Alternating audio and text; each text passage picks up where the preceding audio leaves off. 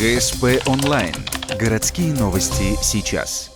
Среда, 10:00. Левый берег реки Ухта. Поочередно из воды достают двоих. Это сотрудники спасотряда. Они отрабатывают совместные учения с управлением ГУЧС, вторым отрядом противопожарной службы и госинспекцией маломерных судов.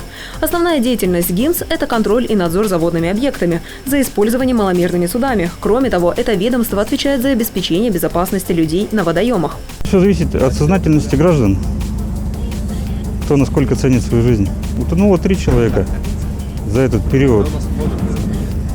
За прошедшее время, с начала года, все в состоянии алкогольного опьянения. Учения планировали провести с использованием лодки, но на реке большое количество шуги, то есть рыхлого льда. Из-за этого в городе действует запрет на выход плавательных средств. Однако людей из воды вытаскивают при помощи спасательного линя и круга. После проверка нового оборудования. Это задача водолаза. Под водой, в принципе, без разницы, лед наверху или нет льда. Единственное, что летом можно работать в открытом костюме, а зимой нужно работать в закрытом, в теплом костюме, чтобы не замерзнуть. За текущий год водолазы искали более десятка людей, на каждого несколько выездов.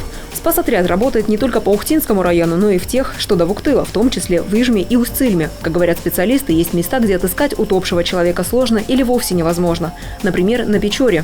Чаще всего тела затягивают в ямы или они цепляются за коряги.